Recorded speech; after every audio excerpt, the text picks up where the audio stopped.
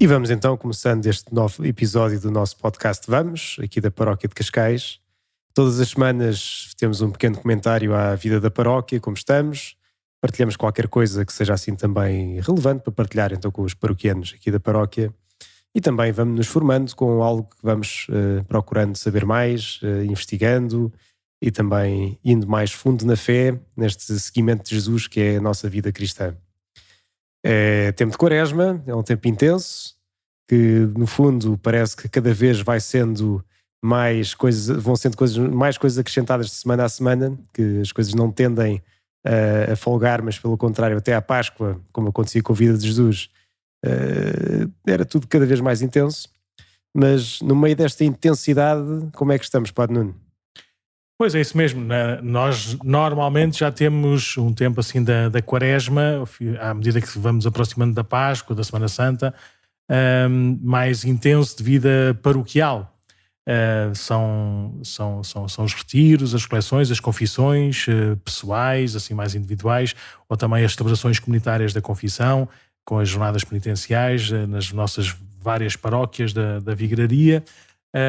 São também os nossos próprios retiros, e às vezes também cada grupo vai encontrando também neste espaço da Quaresma, neste tempo da Quaresma, também lugar para fazer os seus próprios retiros, encontros, reflexão.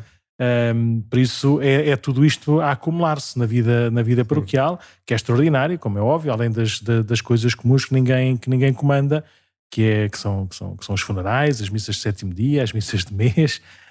E depois também começamos hoje a primavera, o sol já está a raiar, já começa a haver um calorzinho, por isso também já recomeça também a ter o tempo dos outros sacramentos, não é? Dos batismos, dos casamentos. Por isso a própria vida paroquial vai fervilhando, e isso é sempre bom sinal. O problema, ou a bênção redobrada, é que nós, não apenas os leigos, estão em vários grupos, e com certeza nas equipas de casais também vão tendo o seu fim de semana de retiro, ou nas equipas de jovens o encontro nacional, ou os escoteiros o acampamento não sei do quê. Por isso cada grupo depois vai tendo também as suas próprias atividades, que às vezes depois também faz com que a vida paroquial fique assim um bocadinho mais fragilizada, pelo menos na vivência cotidiana. Com certeza que não fica fragilizada, antes pelo contrário, é sempre uma bênção, uma graça, que cada grupo também vá crescendo no seu próprio caminho. Mas além dessas coisas todas dos grupos, depois são os nossos, também como padres, os nossos próprios afazeres.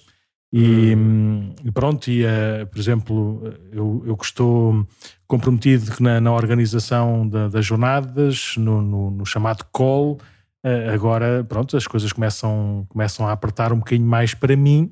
Aquilo já está bem apertado no bom sentido, ou seja, já está em velocidade de cruzeiro, mas agora também tenho uma peça assim um bocadinho mais ativa ou mais operativa, e vai exigir de mim estar mais tempo também fora do território paroquial, e também não estar apenas preocupado e investindo o meu tempo e a minha cabeça naquilo que é a vivência paroquial. E por isso às vezes as pessoas já me perguntam: mas o Sr. Padre está cá? O Sr. Padre não está cá?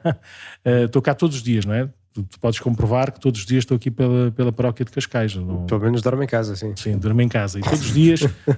Por acaso são poucos os dias que têm passado que eu não tenho celebrado missa também cá na paróquia, ou de manhã ou à tarde, pelo menos celebro uma missa, não é? Por isso não estou de facto tão com o resto do tempo, e se calhar também com a minha cabeça e com a minha agenda tão disponível, neste momento também mais intenso. Pronto, vamos tentando, com a graça de Deus, estar bem em todos os lugares.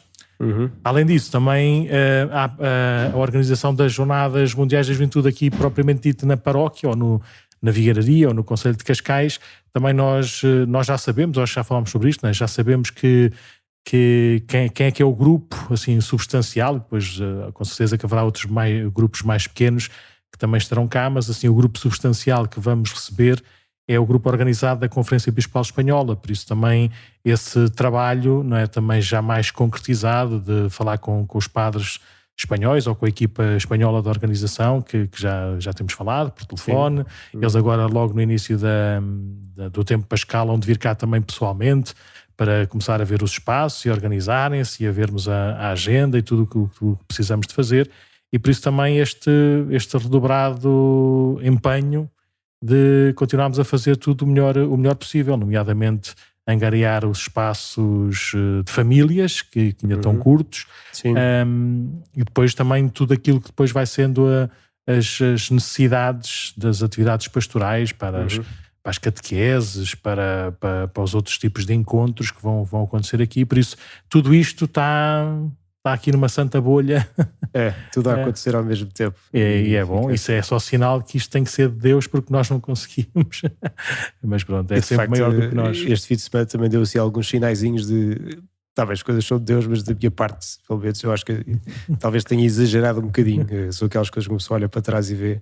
Então, no meio destas coisas todas, que o padre não disse, eu tive um casamento no sábado que foi no Porto. E então eu pensei... Onde eu também poderia e deveria estar, mas tinha outro que era aqui mais perto, em Alenquer. E rezámos pelo Padre Nuno, e o Padre Nuno rezou pelos noivos também de lá, que foram 2 que também foram aqui catequistas o ano passado e há 2 anos, e que se casaram no Porto, que ela era do Porto. E pronto, e então nessa loucura foi sexta-feira ir para cima, até Fátima, pensei, vamos dividir a viagem em 2, que é para não ser assim tão intenso. E pronto, depois foi casamento, voltar no mesmo dia, porque domingo é domingo, e estamos cá na paróquia. E no meio disso tudo, não sei se já tem muitos anos, já deve ter acontecido, mas aconteceu-me que domingo, pela primeira vez, ou pela segunda, assim, uma pessoa perdi completamente o controle de tempo da homilia. O quê? Falaste muito? Bolas, cheguei ao final do tempo da homilia para o relógio e disse, a sério? Como é que isto aconteceu? Pois. Isto é um grande domínio, já são muitos hábitos e já sabemos onde é que caímos mais habitualmente. Por isso tem que ser...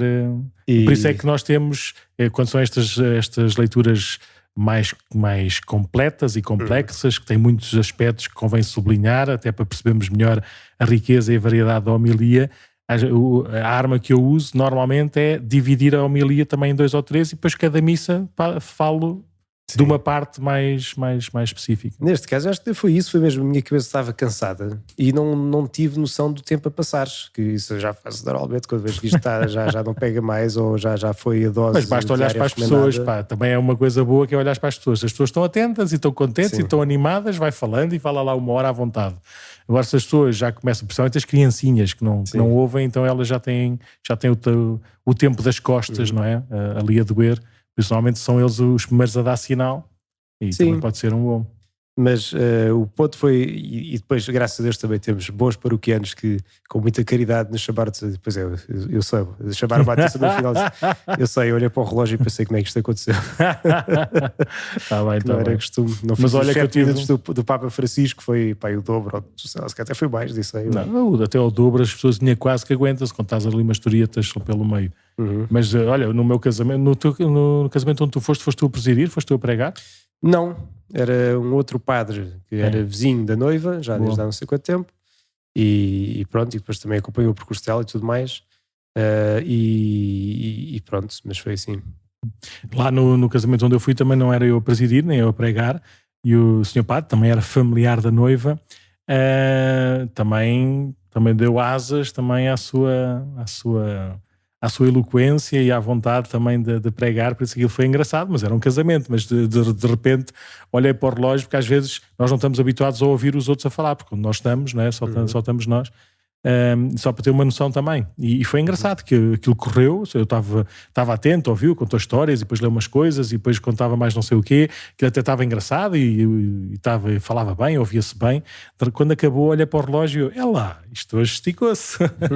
Mas foi só no final, foi exatamente como tu, não é? No final, quando olhas para o relógio, mas pronto, se calhar ninguém notou que ele falou mais do que aquilo que, não sei se existe assim um... Mas é engraçado que agora, enquanto padre, não é? Isto é o 3º ano, não é? Mas são poucas as oportunidades que temos disto, de ouvir outras pessoas a falar. É verdade. E quando eu ouço, bebo muito mais. É verdade que se calhar depois temos assim um bocadinho aquela ponta do orgulho ou qualquer coisa assim, já com um olhar meio... que é verdade, a palavra de Deus para nós, e é sempre, não é? E aquilo que o padre diz também é para nós, não é? Portanto, não é... É sempre, nós somos os primeiros ouvintes da palavra mas que sai. infelizmente, por nosso ofício, às vezes caímos um bocadinho assim na análise ou assim, e é uma má atitude, mas de facto ajuda muito, não é? Ouvir outros padres a falar faz-nos crescer muito, pelo menos a mim, não sei. A mim também, sei, mas é um combate que eu tenho, às vezes quando estou muito cansado e quando já fiz as outras homilias, ou quando me vejo naquele sítio, não é? Quando vou e chego em cima da hora, às vezes é um combate, do género, começa com aquele espírito crítico, eu sei, epá, que palavra mal usada, que tom mal estranho, então, epá, não fizeste bem isto. É mais ou menos como a gente depois de conduzir, não é? De repente vai para o lugar do pendura, não é? E a primeira vez que vai, parece que estamos nós a pôr os pés nos pedais para ver se travamos antes ou se travamos mais, não sei. Mas isso depois passa e podemos usufruir. E de facto eu já sabia, já conhecia o padre e foi muito bom estar naquele casamento com pessoas próximas, amigas, também como família, como estando lá a participar no meu próprio local, foi bom. E pronto, e estamos habituados só a ouvir os bispos, não é? Que é quando estamos com eles é que pregam, não é? Mas também é muito bom ouvirmos os outros padres mais novos, mais velhos, mais vindos daqui ou dacolá, com mais esta espiritualidade ou outra, com mais dom ou menos dom da palavra. É sempre bom fazermos esse exercício e até aprendermos. Sim. Pois é. Então, bem, se fôssemos a comentar tudo aquilo que aconteceu esta semana, não saíamos daqui, mas assim, se calhar por linhas mestras, o que é que o Padre Nuno então preparou assim para nos contar esta semana? Então, se calhar, já que começámos numa altura, nós fizemos a leitura da mensagem para a Quaresma do Papa Francisco para este ano, e uma das veredas, como eu contava, usando o Evangelho da Transfiguração, um dos caminhos que ele apontava era a centralidade, a importância da palavra de Deus. E este ano, o ano A, nós estamos a ler nestes domingos, no 3º, 4º e 5º domingo, 3 catequeses catecumenais ou 3 catequeses batismais.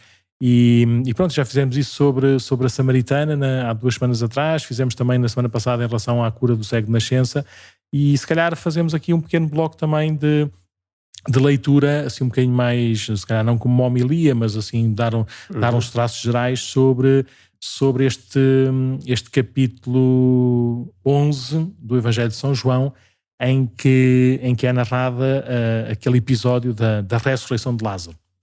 Isto aqui é giro, que lá está, que estamos a ver aqueles temas todos que no dia da Páscoa vamos voltar a vê-los com uma outra ótica, não é? Sim. A água, a luz, o batismo e assim, e agora também a ressurreição, não é? Já está a apontar mesmo... Já uma vida nova, sim, exatamente. Embora aqui...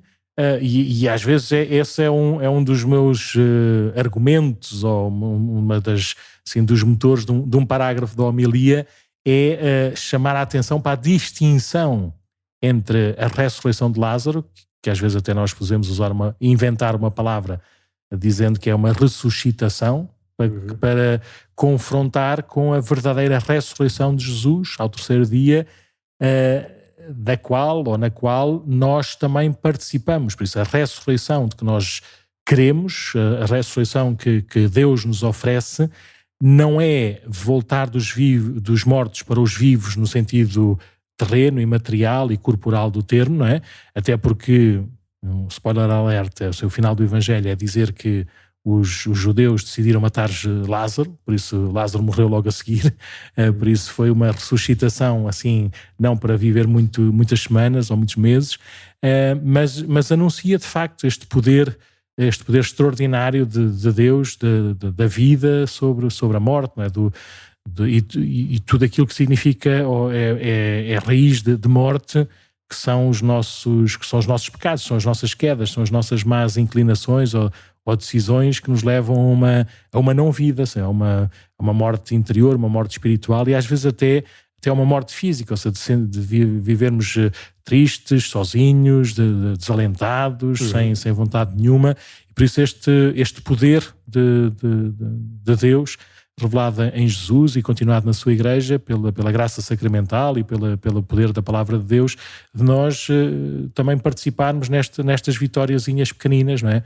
De voltarmos a esta vida, de levantarmos, de sairmos, são palavras que Jesus usa também neste episódio, e de vivermos sem medo, com a esperança, e uma esperança certa, uma esperança confirmada, não por nós, mas por Jesus e pela vida já já tão experimentada também nossa, mas dos outros e da Igreja, também esta esperança certa que havemos também de ressuscitar. Então conte lá assim um bocadinho a história em traços largos para quem já está mais esquecido ou se calhar nunca leu este Evangelho ou ainda não o ouviu, que ainda não foi à missa. Sim, então há uma primeira parte que é mais ou menos semelhante, tem uns traços semelhantes com o início também do Evangelho do cego de nascença. Okay.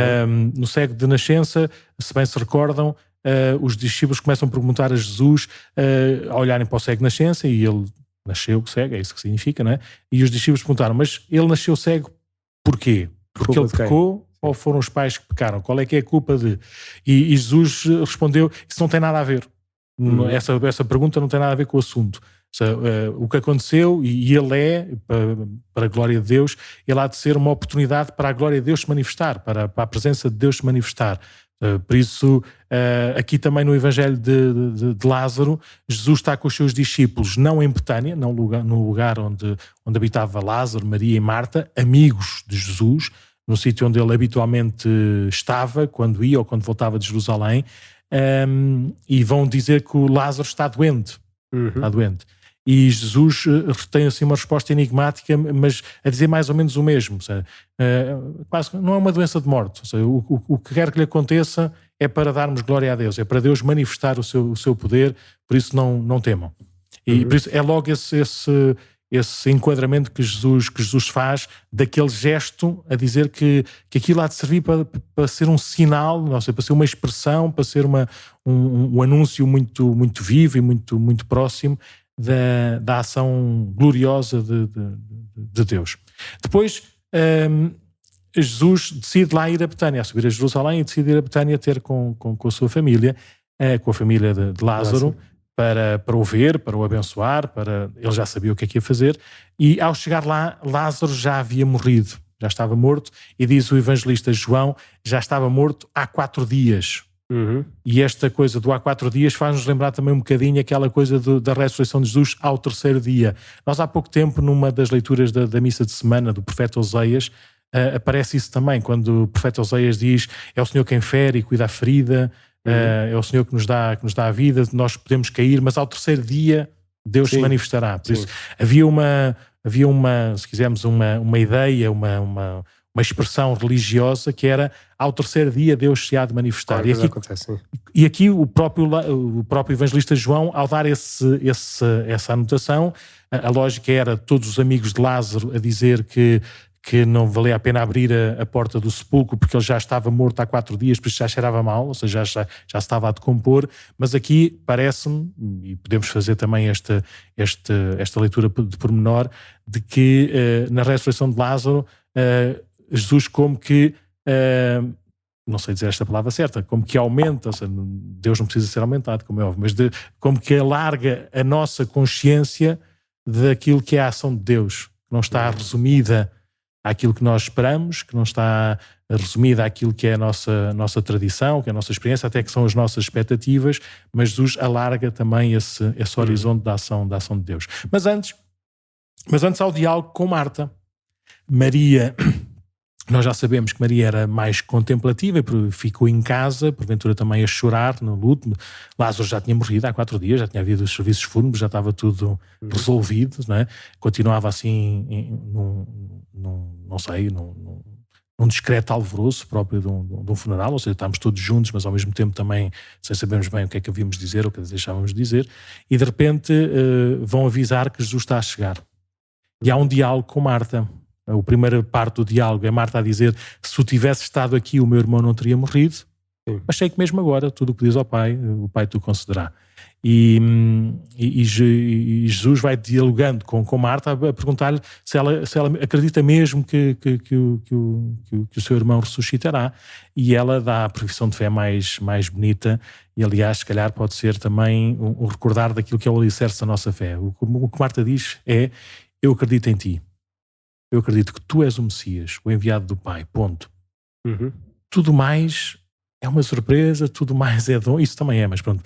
Mas não faças mais perguntas, eu lá sei como é que vai ser o céu, como é que vai ser a ressurreição, como é que vai acontecer ou deixar de acontecer, quando e como. Eu acredito em ti. Né? E pronto, e é essa profissão de fé assim, de Marta, a chorosa, incomodada, que serve também depois de motor para a ressurreição de Lázaro. Há aqui também um pequeno pormenor, que é no versículo 35 do Evangelho de São João, por isso, se quiserem decorar, ficam assim também a fazer mais um pequeno brilharete, mas mais do que dizerem aos outros, mesmo para nós de vez em quando nos recordarmos.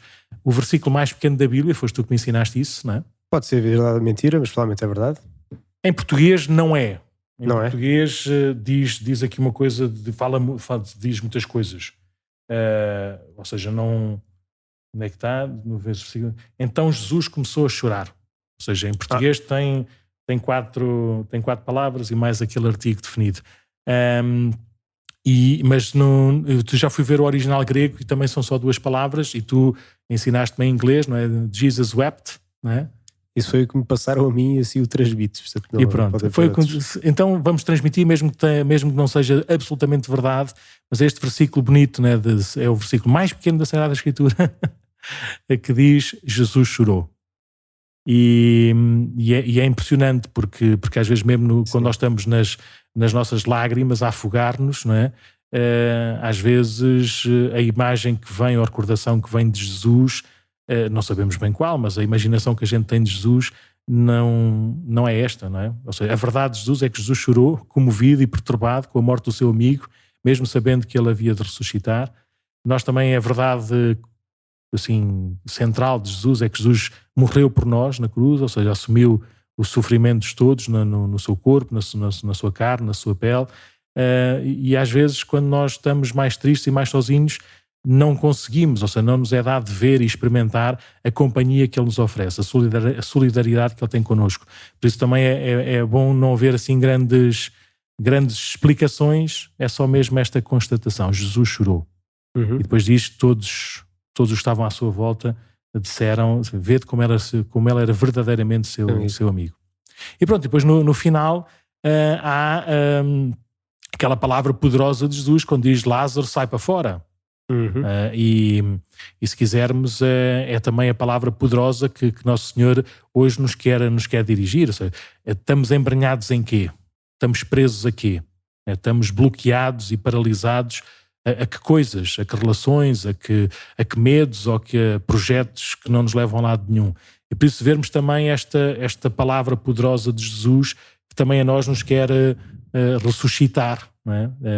Dar-nos uma vida nova nele e à luz da sua palavra. Por isso termina também com esta palavra, e Lázaro de facto sai para fora, e depois a partir daí todos ficam maravilhados, de tal forma que os chefes dos judeus decidem matar Lázaro, porque por causa dele, por causa da vida de Lázaro, muitos também começaram a acreditar.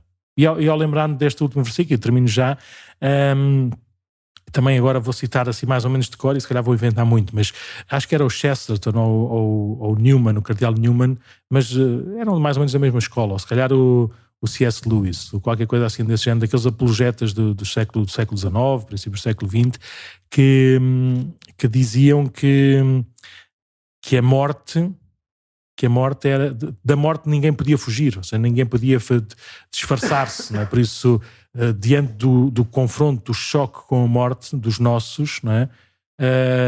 Nós tínhamos que nos encontrar com Deus, de certeza. Ou seja, nós tínhamos que fazer essa pergunta a Deus. Às vezes há revolta, às vezes há vazio, às vezes há um silêncio porque eu não quero perguntar, porque eu não quero abrir a porta. Mas uma vez perguntaram nesta coisa, não é? Como é que explicou mal, porque é que explica não sei o quê, porque é que Deus permite que haja morte, porque é que Deus permite que haja tanto sofrimento. E ele diz que por exemplo, em relação à verdade, a gente pode fazer de conta, não é? Basta gritar mais alto, basta arranjar desculpas e argumentos, e a gente até faz de conta que não acredita, não é? Faz de conta que olha, fecha os olhos e pronto, e vive uma mentirazinha qualquer.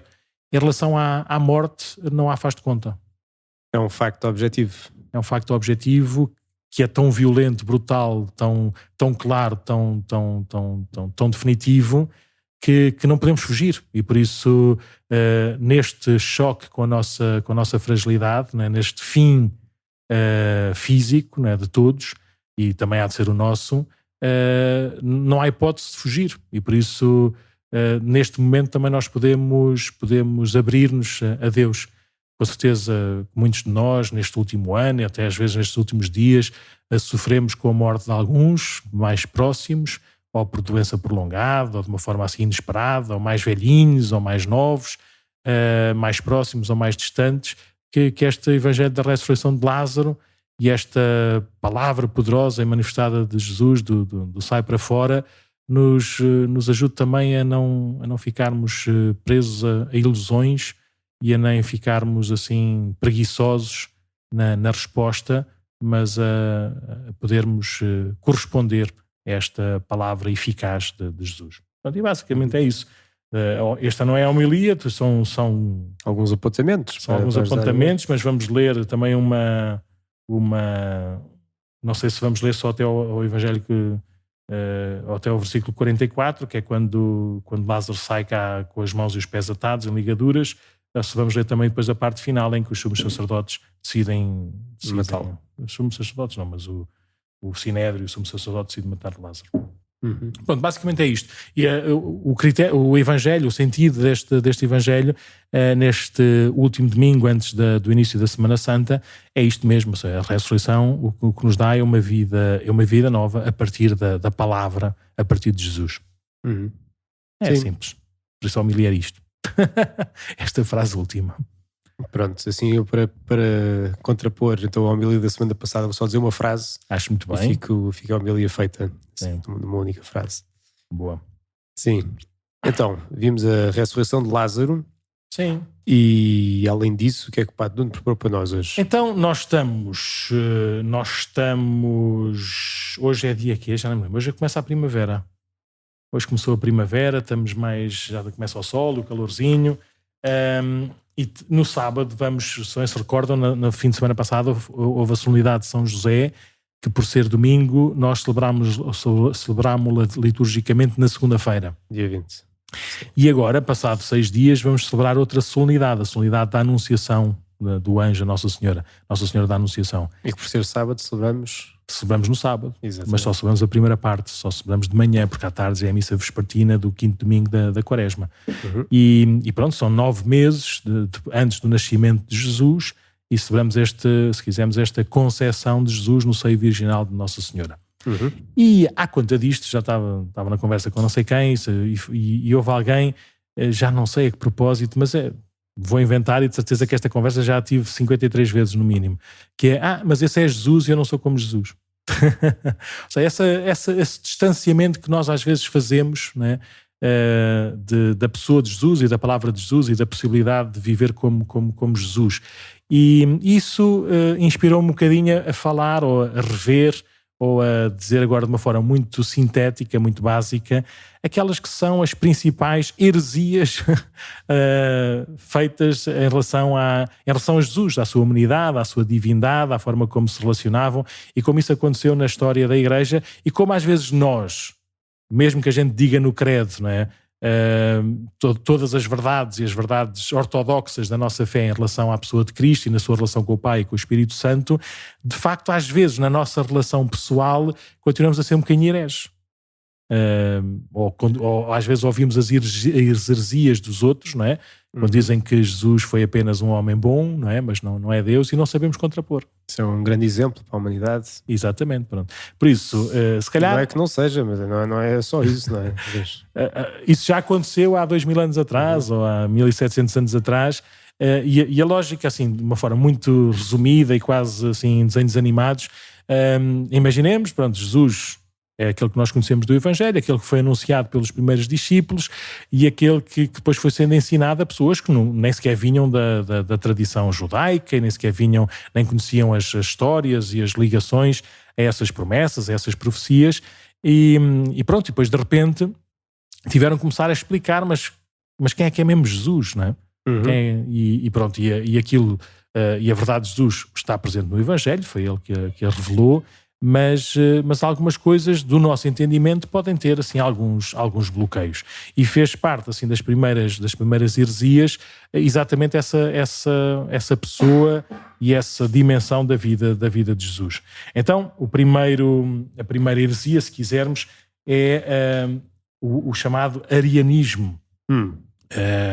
Um padre de Alexandria chamava-se Ario ou Ário, que morreu em meados do século IV e que dizia de uma forma, se quisermos, intelectualmente razoável, que Jesus é apenas uma criatura de Deus.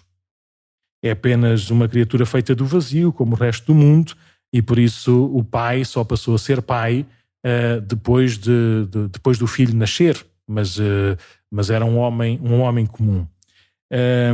E pronto, e essa heresia foi rapidamente combatida por São Basílio Magno, pelos padres chamados os padres da Capadócia, também em relação àquilo que era a doutrina e a verdade da Santíssima Trindade, como é que são três pessoas distintas, uma única substância, não é?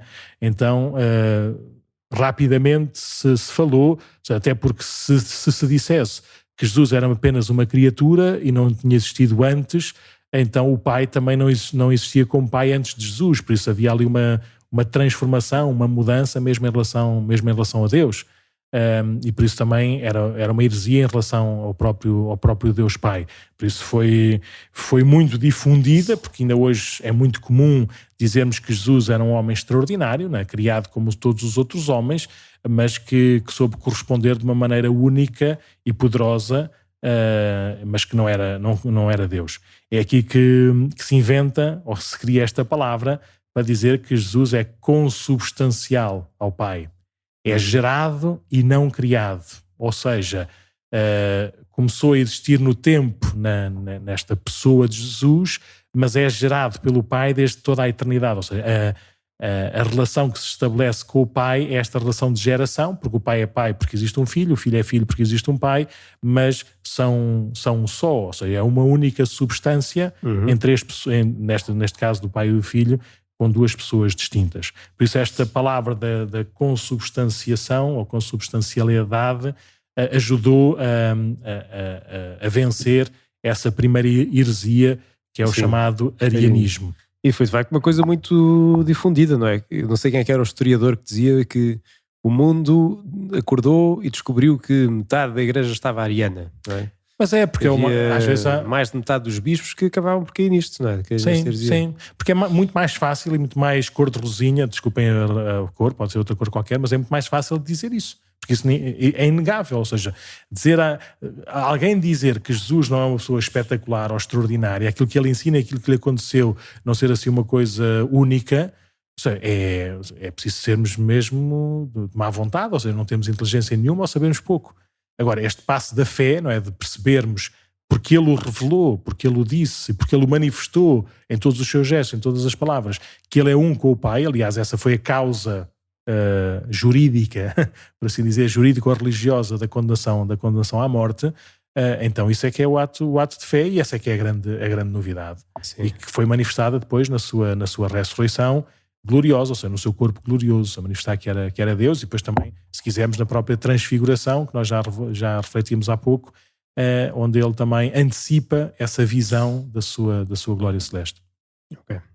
Pronto, e depois, já no século V, aparece um senhor, bispo, ou arcebispo, se quisermos, patriarca de Constantinopla, um chamado Nestório, em que dizia que Jesus tem duas naturezas, a divina e a humana, e tem também duas pessoas, duas personalidades, uma nascida por Maria e a divina nascida de Deus além de todo o tempo. Por isso, quando Jesus Cristo veio ao mundo, não foi a encarnação da palavra de Deus que assumiu a natureza humana, mas foi uma união entre Deus, que vinha lá de cima, e o homem, que tinha outra pessoa, e que era o corpo de Jesus Cristo, e que essa natureza divina foi assumida, ou assumiu o corpo de Jesus a partir do batismo, ou seja, quando começou a sua missão pública. Até lá era apenas um homem como os outros, mas depois, a partir do batismo, quando o Espírito Santo desceu sobre ele, então aí a pessoa divina começou a tomar conta daquela carcaça, daquela carapaça que era o corpo de Jesus. Pronto, isso também era uma maneira de ir contra aquele anúncio de fé, aquele dogma de fé que nós já falámos num dos episódios, que era o dogma de fé de Nossa Senhora ser mãe de Deus. Pois. Então era mais fácil dizer que Nossa Senhora tinha sido a portadora de Cristo, a Christotokos, né? Porque ele, quando tinha nascido, era apenas esse Cristo, este corpo humano, e não de Theotokos. Mas pronto, e nós já sabemos que essa heresia foi combatida com o concílio de Éfeso, quando proclamou que Nossa Senhora, sim, era a Theotokos. Era aquela que tinha trazido Deus no seu ventre. E por isso este nestorianismo foi vencido ao dizer que sim, há duas naturezas, a humana e a divina em Jesus, mas é apenas uma pessoa. E que pessoa é essa? É o Verbo de Deus feito carne. Por isso é apenas uma pessoa com duas naturezas distintas. Pronto, e depois também um bocadinho por combate a esta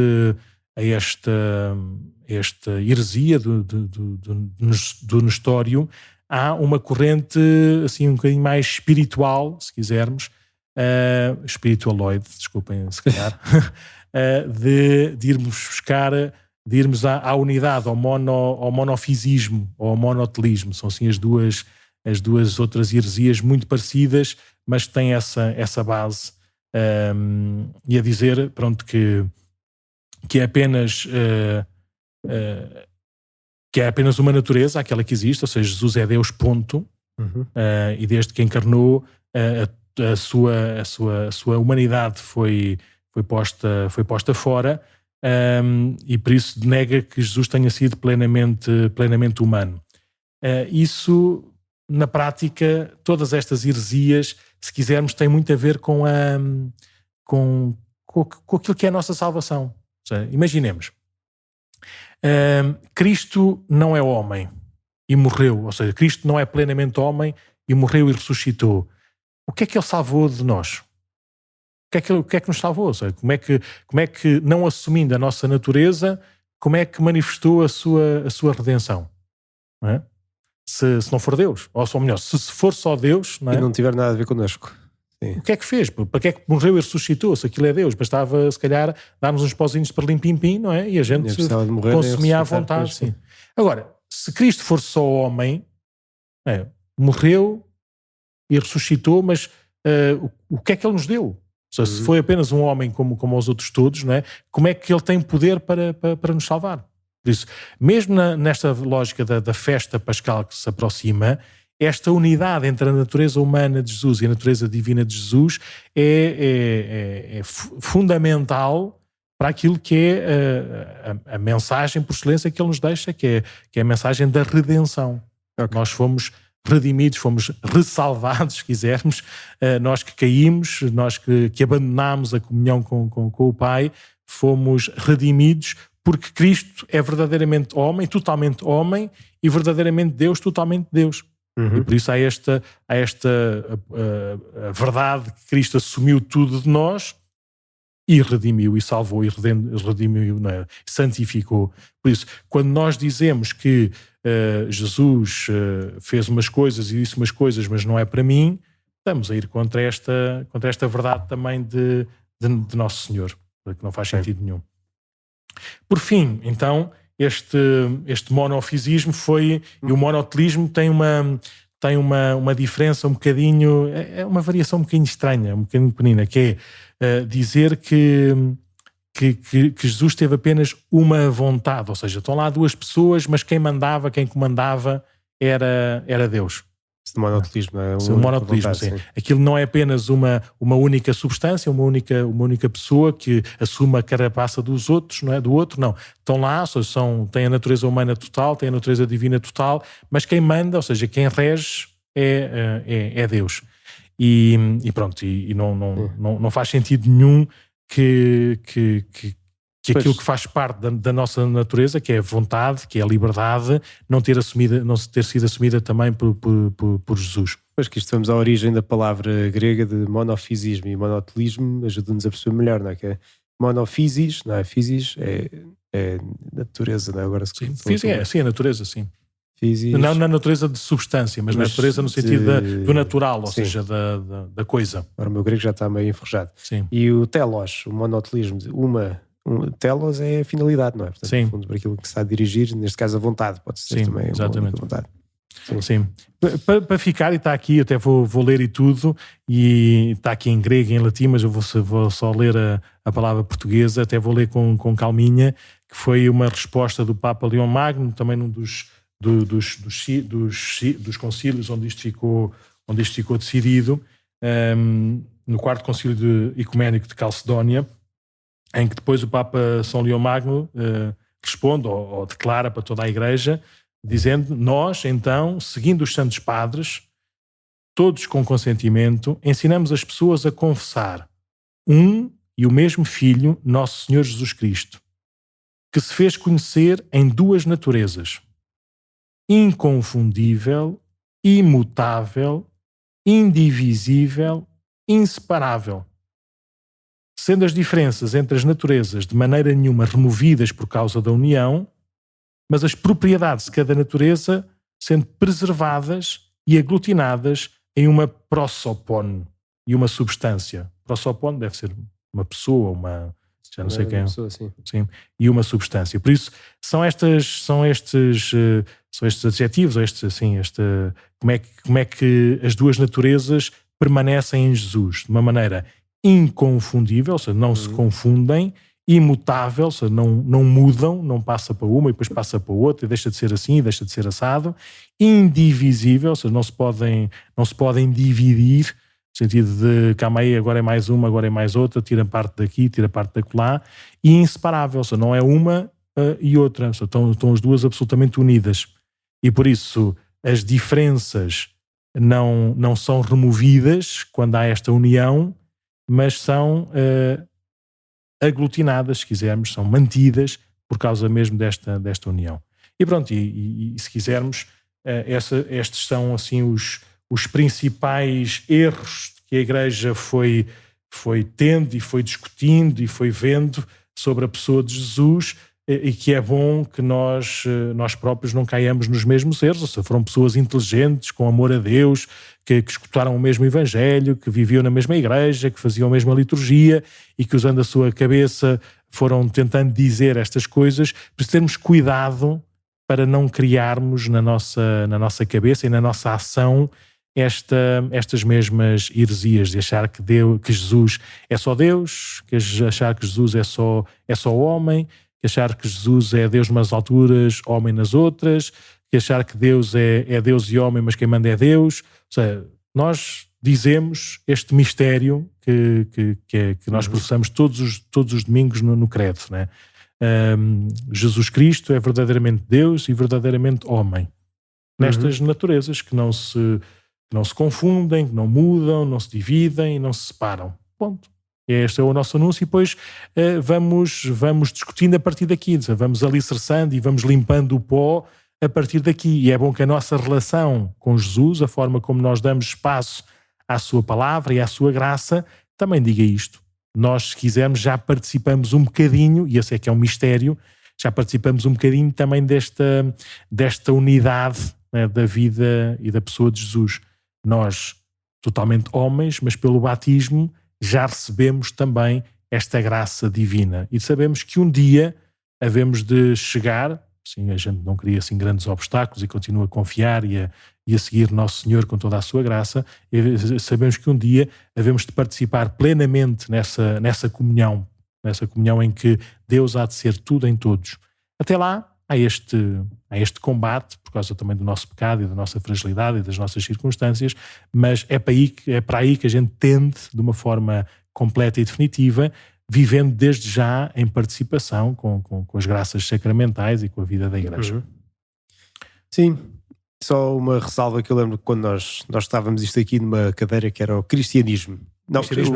Mistério de Deus. Cristologia e Mistério de Deus. Sim. Exatamente. Mistério de Deus e Cristologia, sobretudo. Começámos no Mistério de Deus porque a primeira, se quisermos, a primeira vaga como é que se diz, de heresias era sobre a Santíssima Trindade.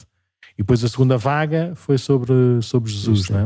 E depois a terceira vaga, se quisermos, sobre Nossa Senhora, e depois a Igreja lá mais já na Idade Média, sobre também o papel da Igreja. E São mais assim ou os menos grandes. todas coincidentes, não é? Que normalmente uma, Sim, sim, quando sim, falava sim. de Jesus, também estava a dizer Exatamente. Mariana e vice-versa. Sim. Mas lembro-me que nas aulas de Cristologia dizia que, não é, que nós às vezes tendemos a categorizar as coisas facilmente na nossa cabeça, a achar, pronto, estas pessoas eram os hereges, portanto, se eram os hereges, também eram tudo e mais alguma coisa. Não, eram pessoas ótimas. Exatamente, que muitas vezes estas coisas vêm-nos sob a aparência de até de uma grande dedicação, digamos, à fé e tudo mais, e sem nos apercebermos podemos estar a desviar daquilo que é o caminho, que Claro. não é porque é o melhor porque nós decidimos, mas foi o caminho que recebemos, não é? O caminho que Sim, sim, recebemos sim, da sim. parte da igreja que Jesus confiou e entregou-nos o depósito da fé e aí passamos de geração em geração. Portanto, não é que fossem más pessoas, entre aspas, Não. como nós hoje em dia tendemos a dizer. Até podiam ter uma vida muito reta e uma vida muito certinha, mas estavam-se a desviar da verdade. E como se Sim, desviam sim. da verdade, a verdade é que nos torna lá livres, como diz a Sagrada Sim. Escritura. Por Portanto, isso é que às vezes nós precisamos ter cuidado, porque às vezes nós até com reta intenção, não é? Queremos sublinhar, não é? Aquilo que mais nos atrai, e às vezes é mais essa divindade barra transcendência, barra, se quisermos, distância em relação a Deus ou em relação a Jesus, que tudo isso é verdade, ou seja, é misterioso, ou seja, é inalcançável, e há outros que se calhar, ou há outros momentos da nossa vida, outras circunstâncias, outra linguagem, outro tipo de personalidade que quer ressalvar sobretudo essa proximidade, essa igualdade, esse rebaixamento de Jesus, não é? E pronto, e o caminho certo é esta, nem sequer é tensão, é esta união, não é? De vivermos estas coisas todas. Que isto depois tem tantas variações, não é? Naquilo que é a missão da igreja. Há uns mais voltados, se quisermos, para a vida interior, para a vida espiritual, outros mais voltados para a missão, para a vida pastoral, para o diálogo com as periferias, ou seja, e não são combatentes, ou seja, só é mau, só é uma heresia quando uma anula, abafa e suprime a outra. Quando nós dizemos, não, basta rezar e acabou, não importa nada daquilo que eu faço, basta ter fé e Nosso Senhor já me salvou e já tem poder, tudo isso é uma mini verdade, por isso é mentira, não é? Ou dizer o contrário, não, eu quero lá saber, dos sacramentos ou da vida espiritual, desde que eu faça o bem, não é? Desde que eu procure viver de acordo com a minha consciência e ajudando o meu próximo, então sou uma pessoa de boa vontade e Deus me há de salvar. É uma meia-verdade e por isso é uma mentira. Por isso esta tensão, não é tensão, mas esta união de Cristo misteriosa é para todos uma luz enorme a fazermos este caminho, não é complementar nem conjunto, este caminho único, não é? Que é vivermos este bonito, poderoso, valioso mistério que é a união entre Deus e a humanidade que Cristo revelou, não é? E por causa disso também redimiu na sua morte e na sua ressurreição. sim. Bem, depois podem investigar isto aqui em muitos sítios, na internet, não é? Sim. Hoje em dia temos tantos recursos facilmente acessíveis. Sim. Aliás, o próprio texto dos concílios todos que trataram isto está online, portanto podem pesquisar, que encontra-se em tudo o que é não é sítio. Drell, como é que chama? No Inquiridium, não é? Denzinger. O Denzinger. O Adrel também tem isso, mas é só da parte da liturgia. O Adrel são as coisas litúrgicas. Sim. Os Denzinger, que é assim um livro meio calhamaço, que é tudo o que é magistério, portanto tudo aquilo que a igreja ensinou desde concílios. Já está online? No meu tempo nós tínhamos o livrinho. E eu tenho um livro também. Podíamos levar para os exames. Nós para saber todas as normas dos concílios. Dependia de como ia, digamos, a vontade do professor naquele dia. Às vezes podíamos levar, outras vezes podíamos chegar lá e afinal não podíamos levar. Sim. Mas não sei se está online, não. Acho que não está, mas se procurarem concílio de qualquer coisa está lá, não é? Nem que seja em inglês, eu sei que há, porque lá está um site que eu acho que já falámos em tempos, que tem tudo o que é padres da igreja, tem os concílios, tudo que é o newadvent.org, se não me engano. E isso já tem lá tudo o que é informação e sim, é lá que também que eu comecei a ler os evangelhos apócrifos também em inglês. Sim, portanto, estão lá todos. Aí tem lá já muita coisa. Se não, pronto, também se encontra facilmente. E este Denzinger também tem lá estas coisas. Normalmente uma pequena introdução para nos ajudar a aprofundar, mas lá está, para quem nunca teve nenhuma formação em teologia, não aconselho. Mais vale ler um livro qualquer sobre a história da igreja primeiro, não é? Sim. Há até um livro do Dom Manuel Clemente, A Igreja na História. Sim. Que faz assim uma pequena ressenha de história da igreja e destes caminhos todos, de heresias e assim, de uma forma muito sintética, que se calhar depois podemos recomendar no final. Mas antes dessas recomendações finais, não tinham preparado mais uma coisa para nós hoje. Sim, para terminar, no outro dia veio uma senhora aqui da paróquia, foi ter comigo no final da missa, a dizer: Senhor Padre, eu este fim de semana ou esta semana passada estive em Madrid, fui visitar lá a minha família. Madrid, estou a inventar, não sei se é Madrid, mas estive em Espanha, e fomos ver um filme novo que saiu, e gostava que esse livro também viesse cá a Portugal. E eu, com certeza, não percebo nada disso, não tenho nenhuma produtora, não sei nada dessas coisas, mas pronto, mas faça lá o seu trabalho, fale com quem tiver que falar, mas acho muitíssimo bem que venha cá para Portugal para todos nós podermos ver, ou pelo menos daqui a pouco estar naquelas plataformas digitais para todos podermos ver. Então, que filme é esse? É um filme sobre a vida do Carlo Acutis. O Céu Não Pode Esperar, assim, de uma tradução já feita por mim, também não é difícil, em espanhol é El Cielo No Puede Esperar, por isso não deve ser assim muito contrário quando sair em português. E já está aí nos cinemas? Está nos cinemas em Espanha. Mesmo nos cinemas? Mesmo nos cinemas, porque lá aquilo funciona um bocadinho de uma forma diferente. Nós cá se calhar temos uma ou duas no máximo que difundem os filmes, não é? Lá há muito mais coisas e por isso há vários circuitos de mais filmes alargado, sim. Mais alargado, e por isso há produtores também de se calhar também mais religiosos, mas religiosos no sentido até mesmo de factualmente para produzir filmes com âmbito religioso e desportivo e outra coisa qualquer. Então saiu nos cinemas. É um filme / documentário sobre a vida do Carlo Acutis. Então começou quando a produtora executiva do filme, uma Inês Zavala, espanhola também, estava a ver a beatificação do Carlo Acutis na televisão e ficou fascinada, impressionada, principalmente com os frutos que estava a dar na vida dos jovens. E ela disse: nós temos que fazer chegar isto a todos, assim como para mim haver uma celebração me impactou tanto, nós precisamos de mostrar isto a todos os jovens, até porque como dizia o Carlo Acutis, e ela também cita isso, esse jovem ensina como é que a santidade é possível independentemente da santidade, ou seja, não se é menos santo ou mais santo, não se é santo do jovenzinho ainda verde e depois tem que independentemente da idade, não é? Independentemente da idade, pode-se viver a santidade de uma forma completa, de uma forma plena. E por isso ele anuncia, se calhar vamos tentar ver aqui, tentar apresentar mais uma arte tecnológica aqui na nossa transmissão, tentar ver aqui como é que se diz, o trailer do filme. Não tem legendas, mas pronto, está em espanhol, por isso dá para ouvir bem, é 1 minuto e 25, e depois no final terminamos também assim com mais uma referência em relação àquilo que a mãe de Carlo Acutis, a Antónia Salzano, também fala sobre o filme e também sobre um livro que publicou agora. Então vamos lá tentar por aqui o filme. Tenta lá tentar. Vamos lá ver se corre bem. Vamos pôr aqui o som ao mesmo tempo que o filme.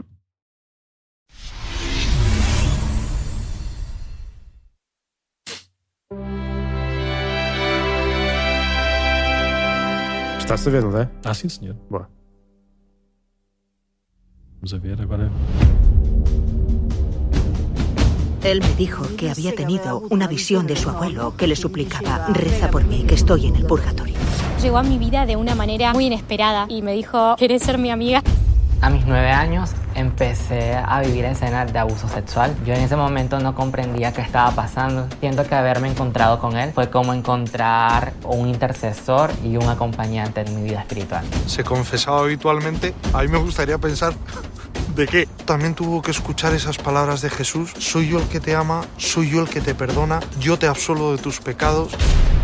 Estuve 3 meses en el hospital.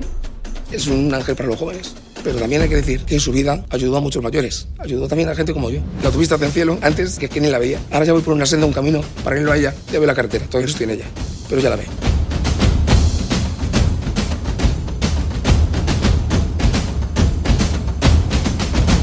Es un auténtico máster de cristiandad. 24 de fevereiro. Estreou El Cielo No Puede Esperar.es. Está aqui uma maneira de poder dizer e poder requerer a projeção na cidade, em Espanha. Então estava aqui a ver uma nota também do Vatican News, quando diz que que a própria, até foi a mãe do Carlo Acutis, que disse que o valor útil para os jovens, esse valor foi reconhecido também pelo Ministério da Cultura em Espanha, por isso poderá ser projetado nas escolas. Nós sabemos bem como há às vezes uma certa tensão entre aquilo que é a missão da Igreja, ou o anúncio da fé da Igreja e aquilo que são as escolas, mas pelos vistos, depois de verem o filme, eles percebem que aquele exemplo pequenino, não é, e tão próximo e tão humano de Carlo Acutis pode ser muito saudável também para os jovens verem. Então, para terminar, então uns pequenos apontamentos daquilo que a mãe de Carlo Acutis disse. Primeiro, destaca a importância deste filme, que mostra a vida de um contemporâneo dos jovens. Ele nasceu mais ou menos quando tu nasceste, não foi? Acho que foi até um ano depois. Um ano depois, por isso ele é mais novo que tu. Depois. Por isso mostra a vida de um jovem contemporâneo e os jovens que enfrentam muitos desafios e perigos. O Carlo Acutis já estava metido também neste mundo informático, neste mundo digital. Se calhar, como é óbvio, não tinha as redes sociais e não tinha assim tanta facilidade. Já tinha o Facebook. Já tinha o Facebook, sim. Mas Acho não era... Não era, ainda não. Ele morreu em 2006, o Facebook começou para em 2007, não? YouTube. 2007, 2008 é que foi assim o boom do Facebook. E pronto, mas a mãe do Carlo Acutis diz que estes desafios e perigos do bullying, das drogas, da pornografia, e vimos há um exemplo também desses abusos que se podem ter, e como o Carlo Acutis viveu, superou e ajudou, não é, a superar isso também na vida dos seus amigos, dos seus próximos. Depois, para terminar, então, a mãe a dizer que publicou um livro que também não fui à procura, por isso não consegui encontrar. Se entretanto, agora quando estivermos a fazer a descrição do episódio, além de pormos o link deste trailer, porque se calhar não correu bem na transmissão, então as pessoas podem ver sozinhos, ou até fazer, como é que se diz, fazer forward, não é? Mas correu mal, foi? Não sei, ou aqui, mas vamos ver. O forward do filme ou do trailer podem mandar a mais pessoas, mas pronto, o livro é O Segredo do Meu Filho, porque Carlo Acutis é considerado um santo. Uhum. E pronto, e pediu a Paulo Rodari, que deve ser um escritor, para fazer esse livro com ela, ou seja, ela a contar a história e ele a traduzir aquilo em livro. E diz ela: eu queria lançar luz sobre a vida do meu filho, sobre ele ter aberto as portas a Cristo sem medo e não criar muitas falsidades e mitos, não é? Ele até conta um exemplo de que de um manto que supostamente deu a um pobre, e ela a dizer: mas o meu filho nunca teve um manto. Ou seja, não precisamos de inventar histórias para falar da vida transparente de Carlo Acutis. Como diz ela, o Carlo fez tudo com e para Jesus. Pronto, isso chega e basta contar a história dele, simples, direta, e depois cada um ver como também podemos percorrer na nossa vida o mesmo caminho, não é? Com e para Jesus. Muito bem. Então pronto, muito obrigado pela atenção dedicada também neste episódio. Se calhar queres terminar tu, não é? Para dizer se há mais sugestões, dúvidas, como é que é? O que quiserem, podem enviar para podcast@paroquiadecascais.org. Por acaso não vimos o e-mail hoje, não sei se houve alguma coisa nova. Fica para a semana. Estes dias têm sido um bocadinho mais agitados, isso fica para a semana, mas podem mandar por e-mail, e se tiverem os nossos contactos diretos, ou se nos virem aí na rua, também podem falar à vontade. E já sabem que às vezes pode haver perguntas que nos fazem, que a gente depois pode utilizar para nos sentirmos inspirados para escolher um tema assim genérico que possa tocar essas perguntas. Por isso, cuidado com o que nos dizem, cuidado com o que nos fazem. E bem, vamos aproveitar então o resto da Quaresma para chegar à Páscoa renovados, homens novos, à maneira de Jesus. E vamos a isso. Vamos.